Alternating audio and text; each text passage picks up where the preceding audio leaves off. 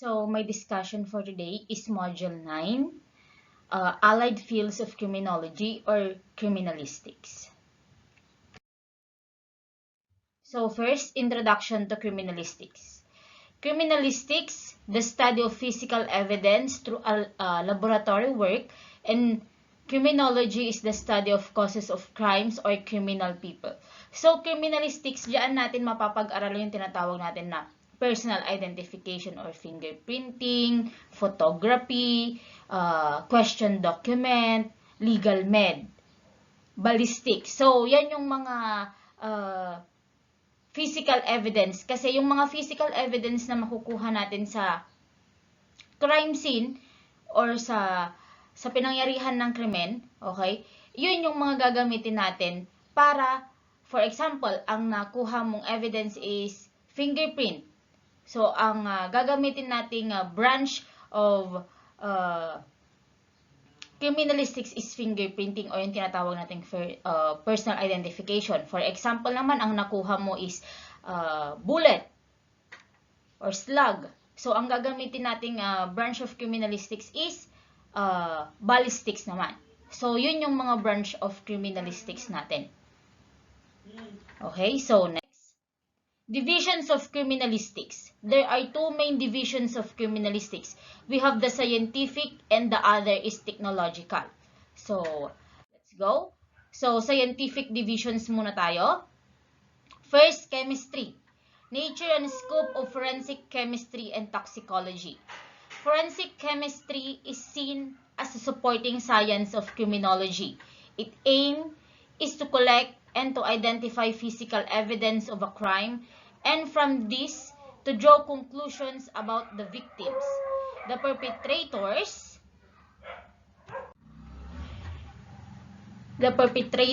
the victims, the weapons, and the time and location of the crime, as well as how it was committed, it at all.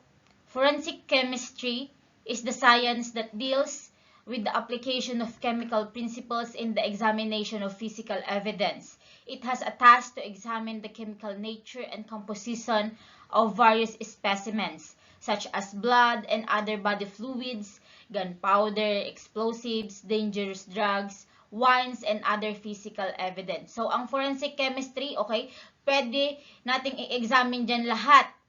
Okay, lahat ng nature, chemical nature, composition, and specimens, like blood, okay, body fluids, even yung gunpowder, explosives, okay, even drugs. Yung mga physical evidence na tinatawag natin, pwede nating i-examine through forensic chemistry. Forensic toxicology naman is generally concerned with the detection and characterization of poisons or toxins exhibiting adverse physiological effect. Forensic toxicology, ayan yung pag-aaral ng mga lason or poisons or toxins. Okay? Yan ang tawag sa pag-aaral doon, forensic toxicology. Laboratory methods used in chemical and toxicological analysis cover a wide range and may be broadly classified as follows. First, physical test. Second, crystal test. Next, chemical spot test. Spectrophotometric test. Next, chromatographic test. Any chemical analysis involves. And then, we have the separation, identification, and possibly quantitative determination, and different techniques may be used for the 3 stages. So, yan yung mga classification. Okay? Yung mga steps kung paano natin i-classify ang isang chemical and together with the toxics or yung mga poisons. Okay? Una muna, physical test, then crystal test. Okay? Next, forensic chemistry covers many facets of forensic science, such as first, drug analysis, then toxicology. Drug analysis deals with the identification of illicit drugs. Spot test and crystal test are most often used for drug identification. Yes, drug analysis kasi kapag once na in-examine na sila, okay, meron yung mga karaniwan na yung drug is nagiging, hindi naman siya nagiging crystal, pero parang ganun siya. Okay, kaya ang kailangan nila is spot test and crystal test. Okay, para ma-identify kung anong droga yon or kung anong drugs yon. Next, toxicology deals with the qualitative and quantitative analysis of biological specimens for presence of drugs, alcohol, and their corresponding metabolites. So, yan naman. Okay, sa toxicology naman, okay, nagde-deal siya with the qualitative and quantitative analysis ng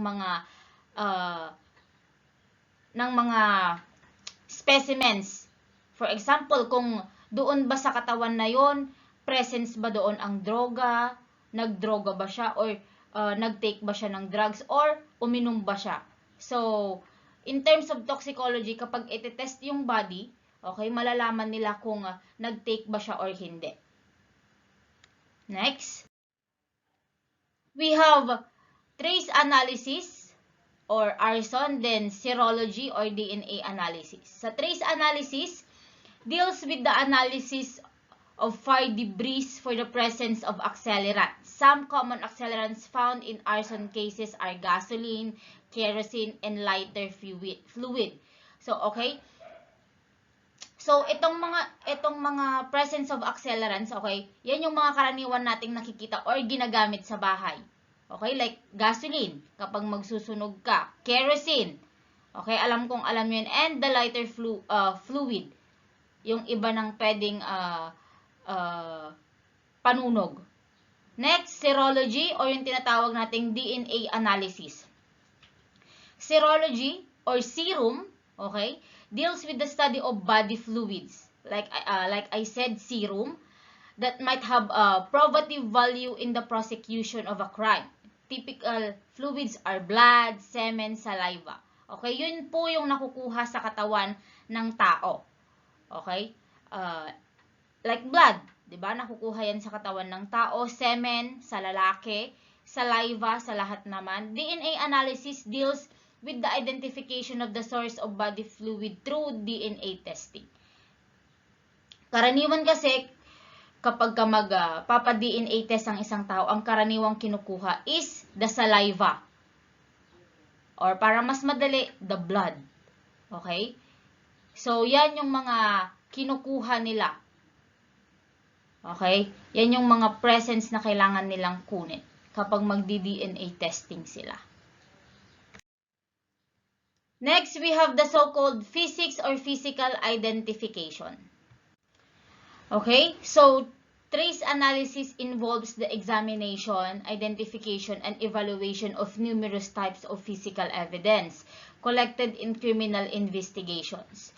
The studies conducted by this unit would include the microscopic examination of slides taken from rape victims during the pelvic examination conducted by a physician.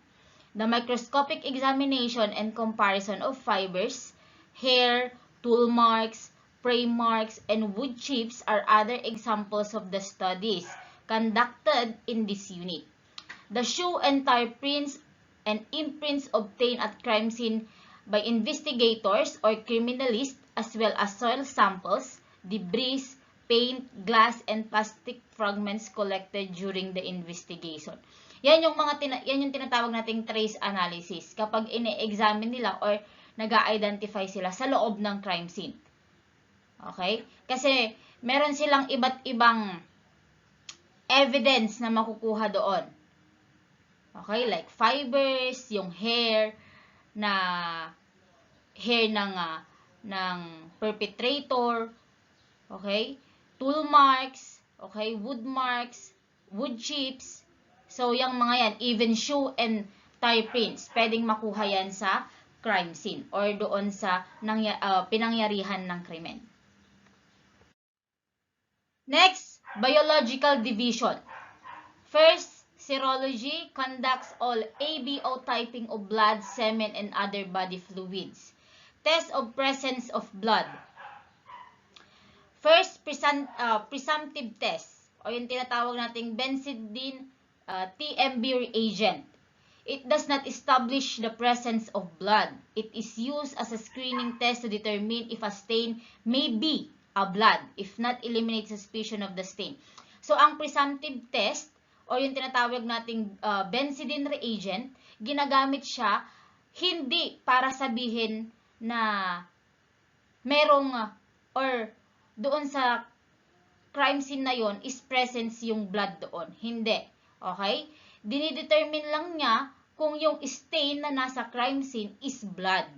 Okay? Yun ang gamit ng presumptive test or nung reagent na benzidine. Okay? Next, confirmatory test. This is used to determine the presence of hemoglobin in a suspected blood stain. Guys, di ba alam nyo naman yung hemoglobin? Hemoglobin is nasa part siya ng blood. Okay? Di ba sa blood, meron din tayong mga white blood cell, red blood cell, and the hemoglobin na tinatawag. Okay, ito naman ang confirmatory test or yung hemin na reagent naman. Okay, dinidetermine niya, kapag ginamit mo yung reagent na yan, yung hemin, dinidetermine niya yung presence of hemoglobin doon sa suspected blood na nakuha sa crime scene. Next, we have the so-called biological precipitin or ring precipitin. This test is used to establish the origin of the blood. Okay? Kung saan nagmula yung blood na yon. Okay? As to species like human or animal. Yung blood ba na yon nanggaling ba sa human, sa tao, or sa hayop? Okay? And if animal, what kind? Anong uri ng hayop yon? Dog, cat, hog, chicken, and etc. etc. So, yan naman ang gamit ng biological precipitin or ring precipitin. Next, we had the blood grouping. Blood grouping test will establish which of the four major groups a stain belongs in. For example, type O, type A, type B, or type AB. Okay, yan lang po ang apat na blood type ng isang tao. Type O, type A, type B, or type AB. Okay? So, yun nga. Sabi ko nga, yan lang po ang apat na blood type natin. Blood groupings involve the agglutination or clumping of erythrocytes or yung tinatawag nating red blood cell. Okay, agglutination or clumping, yan po yung pamumuo. O, nag-agglutinate siya or nagka-clumping siya. Okay? Diba kapag makikita nyo naman kapag ka nag-clump or nag-agglutinate yung dugo o yung tinatawag nating mga red blood cells. Next, we have test for presence of semen. So, test for presence of semen tayo. First, we have the preliminary test. Ang ginagamit na reagent doon is yung tinatawag nating Florence reagent. This test is used to determine the presence of choline. Seminal plasma is one of the richest sources of choline. A strong positive reaction indicates the stain may contain semen. Through this, is not a specific test as a positive reaction may also be produced by tissue extract. So, para malaman or ma-determine yung presence ng choline, kailangan mong gamitin yung reagent na tinatawag na Florence. Okay? Next, we have the so-called confirmatory test. Microscopic examination naman ang gagawin dito. The conclusive identification of a stain as semen depends on the presence of male reproductive cell or yung tinatawag nating spermatozoa. Okay? This is determined by the microscope examination of the stain. So, microscope examination, microscope examination nila yung yung tinatawag nating spermatozoa or yung stain na nakuha. Next, we have the so-called toxicological analysis. Human body fluids and organs, including pathological studies of tissue to aid in determining the cause of death, is normally a responsibility of courier, or the examiner. Okay, para malaman kung ano ba yung ikinamatay. Okay, nung tao na yon. So, responsibilidad yan ng examiner natin. Next, we have the technological divisions. First, question document division. Yan na yung mga sinasabi ko kanina. Functions ng question document, conduct comparison and examination of forged, altered, or questioned documents. Examines and compares handwriting exemplars or samples with handwriting on question documents. Exemplars made on typewriters and check protectors for comparison with question documents. Restores or deciphers altered, obliterated, or erased writing. Physical matching of cut or torn paper of various types, and examine and compare forged documents such as, okay, sa question document kasi guys, diyan nila kinakandak or diyan nangyayari yung compare and examination ng isang document kung ito ba ay na-forge, na-alter, okay, na-obliterate, okay, so, or may mga nangyaring, or na-erase, may mga in-erase doon. So, kailangan natin ang QD or yung question document na tinatawag natin. Ini-examine yan lahat. So, next, we have Firearms Identification Division or yung tinatawag nating ballistics. This division conducts firearms identification examinations, comparisons of firearms and bullets. Yes, we have, meron tayong tinatawag na comparison microscope kung saan ilalagay mo yung dalawang, yung slug and then the bullet. Yung slug kasi yan na yung naibarel. Okay? And then yung bullet naman, ito yung hindi pa gamit. Okay? So, ilalagay nila doon, i-compare nila kung pareho ba sila. Okay? Then, studies to determine trigger pull, operation of safety devices, alteration or modification of weapons, or any condition of the weapon that might cause accidental fire or make it unsafe. Functions naman, test firing of all firearms, comparisons of bullets and cartridge casing to evidence guns, securing all firearms, restoration of serial numbers, clothing analysis or gunshot evidence, analysis of any firearms-related evidence. So, yan naman yung functions ng firearm identifications natin o yung tinatawag nating ballistics. Ganun din, examination din, kino-compare din nila. Okay? Next. Latent or Fingerprint Examination Division o yung tinatawag nating PI, Personal Identification or Fingerprinting. It provides the field investigators with the following services, like searches for, develops, photographs, and leave latent prints. Latent prints is yun po yung naiiwan ng suspect sa crime scene. Okay, yung latent print na tinatawag, yung visible doon sa naked eye natin. Okay, for example, I have a clear, or I have a bottle, but I have this one. So, for this one na lang. Kuha ba dito? Oh, this one na lang dahil clear naman siya. Or sa mga window glass, sa baso, okay? Yung latent print na nakukuha, lalo na kapag tawag dito, pasmado yung kamay mo or pasmado yung kamay ng suspect at hahawak siya sa doorknob, sa wall, sa window na glass, maiiwan at maiiwan yung mga latent prints niya na tinatawag. Okay? Hindi niyo I think hindi niyo siya makikita. Okay? So, yun yung mga yon. And then, compare suspect prints with latent prints obtained from crime scenes. Madali na lang natin, hindi naman sa madali. Okay? Kasi, meron tayong tinatawag na AFIS. Isa siyang system kung saan lahat ng biometrics ng isang tao or lahat ng biometrics natin dito sa Pilipinas is nakastore doon sa AFIS na yon, sa AFIS system na yon. Okay? So, one click within the seconds, okay, magbe-verify na yan. Lalong-lalo na kung may nakuhang latent prints doon sa crime scene. Next, take plaster cast of footprints, tire tracks. Ganon din, footprints and tire tracks, pwede din dyan sa PI. conducts fingerprint examination of various items of evidence like guns and other weapons, papers, glass, like what I've said, and metal. A service available to investigators is a computer terminal that records fingerprints electronically without ink or smudges.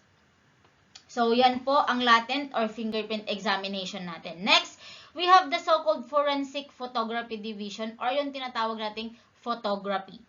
Through the use of forensic photography, many items of physical evidence that are the prime incriminating factors in cases are graphically depicted.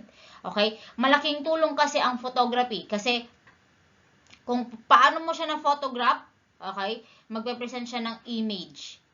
Okay? So, makikita mo na doon kung ano yung kinalabasan or kung ano yung buong itsura ng isang crime scene. So, sabi nga, forensic photography, many items of physical evidence. Even the physical evidence, pwede yung i-photograph. Kasi hindi naman nagsisinungaling ang mga litrato. Pwedeng edited, okay, pero in terms of for court presentation, hindi yan pwedeng i-edit kasi titignan naman yun doon sa camera din. Next, services performed. Crime scene documentation and recording, physical evidence, still photography and videotaping. Pwede ka ring mag-videotape or pwede mong i-video yung buong cycle or yung buong gagawin. Okay? Infrared, ultraviolet, and infrared luminescent photographic examination, trace evidence photography, aerial photography. Aerial is yung sa taas, okay? Para makuha yung buong location. Okay? So, yun ang tinatawag nating aerial photography. Image enhancement techniques, specialized identification and surveillance photography, crime reconstruction, reenactment. Yes, pwede mo kasing gawin or i-reenact yung nangyaring krimen via motion picture or videotape procedures. A new forensic camera contained in a briefcase that captures images and transmit them to a remote television via microwave. So, pwede na yan. So, dahil nga nag-upgrade na tayo ngayon, so marami na tayong mga technology na pwedeng gamitin. Next, we have the polygraph division. Okay, sa polygraph naman, ayun yung tinatawag nilang lie detector test. Pero hindi, yung polygraph na tinatawag natin, hindi talaga siya tinatawag na lie detector test. Okay? Instrumental in the detection of deception. Okay? There is no instrument that detect lies. Yes, wala namang instrument na nagdetect kung nagsisinungaling ka or hindi. The instrument commonly called a lie detector is actually a scientific diagnostic instrument similar to electrocardiography, as is referred to in many police circles as the polygraph. Yung polygraph kasi, or yung lie detector na tinatawag natin, or yun yung alam na tawag doon, 'di ba? Merong yung nilalagay dito pati sa mga fingers. Yung nilalagay dito yung parang pang BP.